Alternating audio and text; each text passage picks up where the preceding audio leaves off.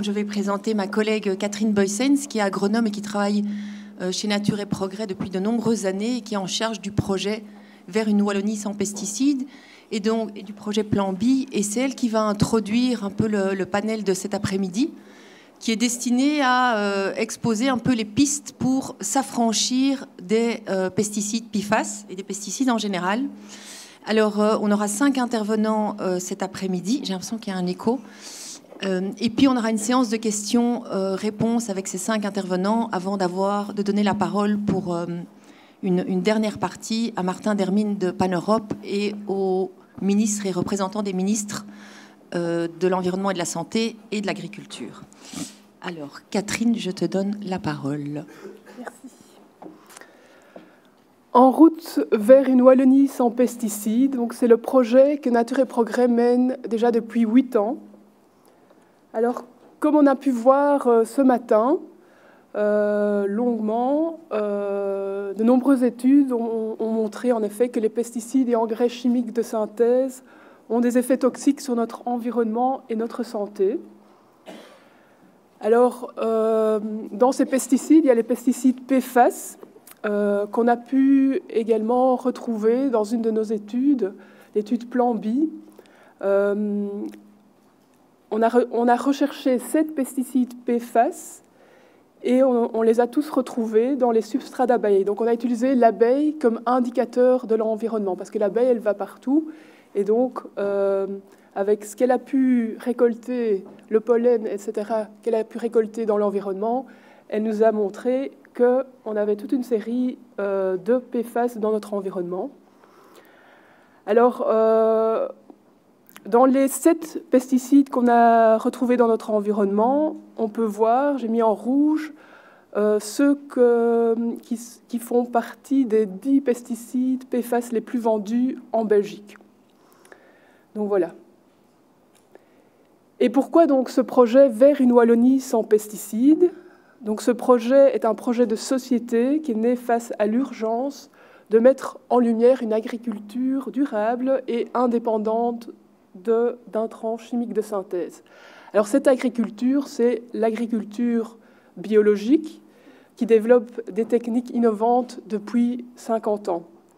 Et donc les objectifs du projet, c'était tout d'abord de réunir tous les acteurs, les producteurs, les consommateurs, les experts, les politiques, et pour mettre en avant toutes ces alternatives aux pesticides chimiques de synthèse et ainsi œuvrer pour l'élargissement des territoires sans pesticides. Alors, si on regarde un peu les surfaces en général en Wallonie, on a déjà toute une série de surfaces libérées des pesticides chimiques de synthèse. Il s'agit des forêts, des cultures en agriculture biologique, des surfaces publiques qui ont déjà décidé de se passer des pesticides de synthèse, et aussi toute une série de surfaces non concernées. Et donc, qu'est-ce qui reste à libérer en fait des pesticides? On a encore 20% de nos surfaces qui sont des prairies en agriculture conventionnelle. On a 14% de surfaces qui sont des céréales ou du maïs et 13% de surfaces qui sont d'autres cultures comme les betteraves, les pommes de terre, l'arboriculture, etc. Et donc, quelle était notre méthodologie pour mettre en avant toutes ces alternatives aux pesticides? Donc, on a organisé toutes des rencontres en ferme bio, pour montrer que c'est possible de produire sans pesticides chimiques de synthèse. Et donc, on s'est intéressé d'abord aux alternatives aux pesticides en prairie en 2017. Donc, on a commencé par le plus facile, parce qu'en prairie, on peut facilement se passer de pesticides. Ensuite, on a été à la rencontre des agriculteurs qui produisent du maïs pour voir comment ils faisaient pour se passer de pesticides chimiques de synthèse en maïs. Alors là, c'était principalement des techniques mécaniques de désherbage, parce qu'en maïs, c'est principalement des herbicides qu'on utilise.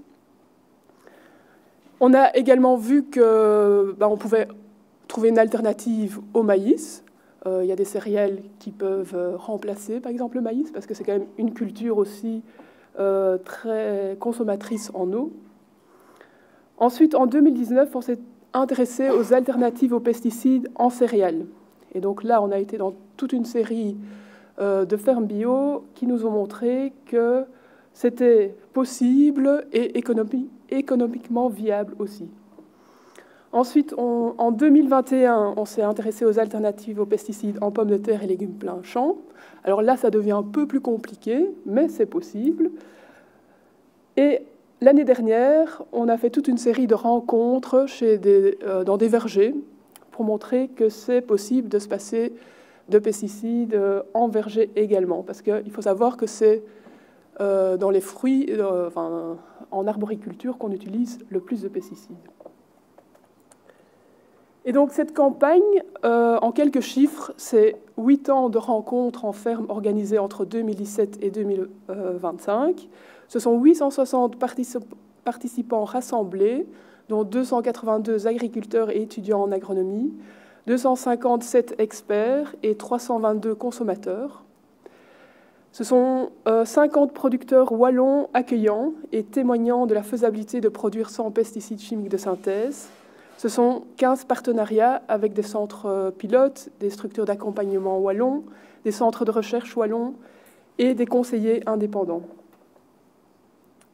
Alors la campagne vers une Wallonie sans pesticides, c'est aussi des collaborations avec des écoles, des centres de formation. Ce sont des sondages réalisés auprès d'une centaine de producteurs sur les méthodes préventives et curatives utilisées dans leur exploitation.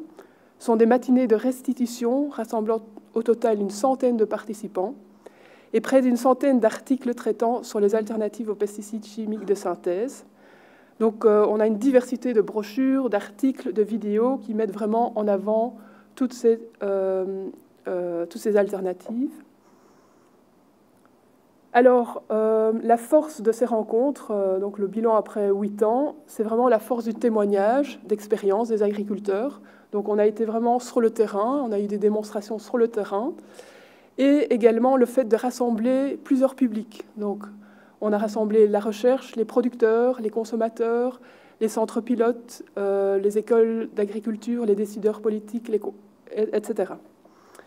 Alors ce sont de nombreuses opportunités pour initier la réflexion, désamorcer la conversion chez un agriculteur conventionnel, pour le consommateur de mieux comprendre ce qui se cache derrière le label bio, pour inspirer aussi les étudiants et les écoles agronomiques et leurs professeurs, et enfin pour les producteurs d'échanger sur les aspects techniques de la production. Alors, ce qu'on peut retenir de ces témoignages, c'est que les alternatives aux pesticides et engrais chimiques de synthèse existent, sont durables et peuvent être économiquement viables, à condition qu'ils soient bien pensés. La clé de la réussite, c'est une combinaison de différentes méthodes préventives. Alors, les méthodes curatives vont vraiment venir en second recours.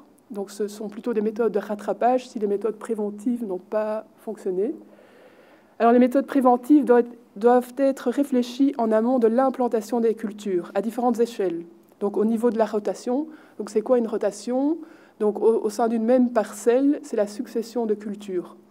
Et donc, au plus longue cette rotation sera, et au plus diversifiée, au moins les maladies des plantes, les ravageurs ou même les plantes indésirables, ce qu'on appelle les mauvaises herbes, vont s'implanter parce qu'on va casser leur cycle.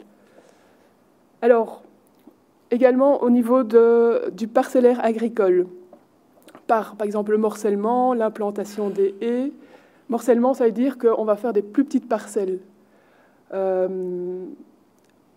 pour justement éviter que s'il y a une maladie, elle se propage, ou on va mettre des haies, des bandes fleuries pour attirer les auxiliaires, donc les prédateurs des ravageurs, etc. Et alors, également, au niveau de la culture, on va essayer de trouver des variétés peu sensibles aux maladies, ce qu'on appelle les variétés robustes ou résistantes. On va bien choisir la période de semis, etc. Toutes des pratiques agricoles qui vont préventives, qui vont permettre de gérer une menace.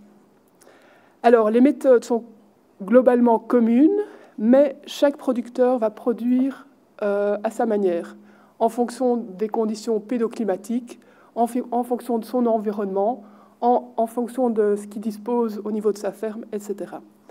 Alors, ce qu'on a souvent entendu chez les producteurs, c'est les investissements et le travail fournis aujourd'hui, notre terre nous la rendra plus tard. Et donc, les pratiques biologiques représentent vraiment un gage de durabilité.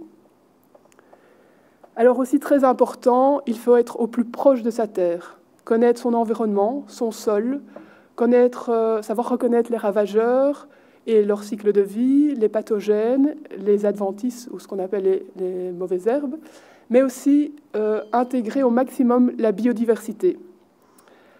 Alors, lors des rencontres en ferme, on a eu pas mal d'experts aussi, et ici, un conseiller technique de chez Bio Wallonie qui nous a souvent rappelé, donc Patrick Sylvestre, il a dit « La base de tout, c'est d'aller voir ses champs. Il faut réapprendre à observer sa terre, connaître les caractéristiques de ses parcelles, l'environnement qui entoure ces parcelles, les adventices présentes, etc. Il faut prendre ce temps. » Voilà, alors pour donner quelques exemples d'alternatives aux pesticides PFAS, alors tout d'abord, un principe important, je pense qu'on a déjà un peu évoqué ce matin, c'est un pesticide n'est pas remplacé par une alternative. C'est un ensemble d'alternatives, donc de pratiques agricoles, qui va permettre de remplacer un pesticide. Alors prenons par exemple le fluazinam. Donc c'est un fongicide utilisé en pommes de terre ou d'autres cultures pour par exemple contrôler le mildiou. Alors en agriculture biologique, on va plutôt se baser sur des variétés robustes, donc des variétés peu sensibles au mildiou. On va faire des super longues rotations pour casser le cycle de développement de cette maladie, éviter qu'elle se propage dans le champ. Donc au minimum 7 ans de rotation, etc., etc. Alors c'est vrai qu'en agriculture biologique, on peut utiliser des fongicides et des insecticides naturels, mais ce sera en second recours, quand les méthodes préventives vraiment n'ont pas suffi. Mais on va vraiment se baser d'abord sur les méthodes préventives.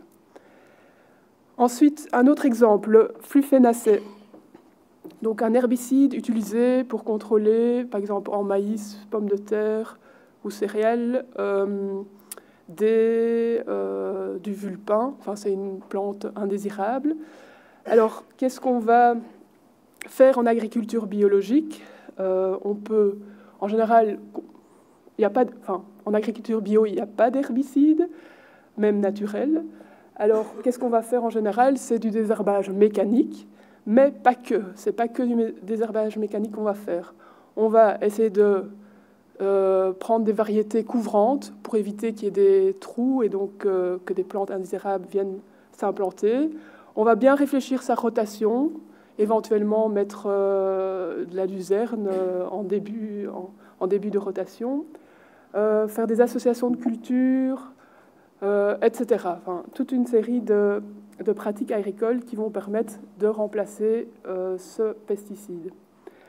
Ensuite, par exemple, le flonicamide, c'est un insecticide qui, entre autres, va contrôler, par exemple, les pucerons en pommes de terre. Alors, en agriculture biologique, qu'est-ce qu'on va faire? On va peut-être sélectionner une variété qui n'est pas trop appétante pour les pucerons. On va favoriser les auxiliaires, c'est-à-dire les prédateurs des ravageurs. Donc, par exemple, ici, vous avez les pucerons, qui est un ravageur, et alors la cirfe, qui est le prédateur du ravageur. Et donc, pour que ces prédateurs, ces auxiliaires, arrivent dans nos champs, il faut mettre des haies, des bandes fleuries, vraiment toute une série de pratiques agricoles qui vont attirer les prédateurs de ravageurs. Voilà. Et alors, un principe aussi très important en agriculture biologique, c'est on renforce au maximum la santé des plantes grâce à un sol vivant, à des variétés robustes et en se basant sur la biodiversité. Alors naturellement, on a quelques freins à la production biologique. Parce que je pense que si c'était aussi facile, je pense qu'on serait déjà à 100% d'agriculture biologique aujourd'hui. Alors, il y a naturellement des freins techniques, des freins commerciaux. C'est clair qu'appliquer un pesticide pour l'agriculteur, c'est plus facile que faire toute une série de pratiques agricoles qui vont éviter que la menace se mette dans le champ. Alors, voilà, j'ai mis quelques freins possibles au niveau technique. Par exemple, à la place d'un herbicide, on fait plutôt du désherbage mécanique. Mais naturellement, quand on a des années où il pleut tout le temps, c'est difficile de trouver des fenêtres d'action. Alors, on a aussi parfois des nouveaux ravageurs qui arrivent avec le changement climatique. Alors, en conventionnel, c'est facile, on trouve une molécule qui élimine ces ravageurs. En agriculture biologique, c'est plus compliqué parce qu'il faut aller voir quel est le prédateur de ce ravageur et qu'est-ce que je dois mettre en place pour attirer ce prédateur dans mes cultures. Ensuite, au niveau commercial aussi, si on offre des produits bio, il faut que la demande suive et inversement que la demande suive l'offre. Donc il faut un équilibre. Alors aussi, l'industrie est très exigeante, donc il faut telle variété, il faut des standards, etc. En conventionnel, c'est facile. En bio, c'est plus compliqué, mais c'est faisable. Et alors, voilà, donc ça, c'est quelques freins. Les solutions, c'est il faut sensibiliser au maximum le consommateur pour qu'il sache vraiment ce qu'il y a dans son assiette. Faciliter l'accessibilité aux produits bio locaux. Il faut que l'industrie se plie à ce que l'agriculteur peut fournir et pas l'inverse, que l'agriculteur doit se plier à l'industrie. Il faut soutenir l'accessibilité des producteurs à toutes les machines de désherbage, des trieurs, etc. Offrir des analyses, par exemple, de sol aux producteurs pour qu'ils connaissent bien leur sol. Soutenir de manière générale la recherche sur les alternatives aux pesticides, soutenir l'accompagnement des producteurs en transition et en bio, et former aussi les écoles à l'agriculture bio. Et donc en conclusion, les alternatives aux pesticides PFAS existent et sont viables. L'agriculture bio en témoigne tous les jours. Soutenons donc son développement, donc le développement de toutes ces pratiques. Alors, si vous voulez voir plus d'informations, vous pouvez aller sur notre site internet. Et alors, dans un mois, nous organisons ici également un colloque vers une Wallonie sans pesticides pour notre santé et celle de la terre, où on aura aussi des interactions avec des agriculteurs pour témoigner des alternatives qu'ils ont mis en place. Voilà. Merci pour votre attention.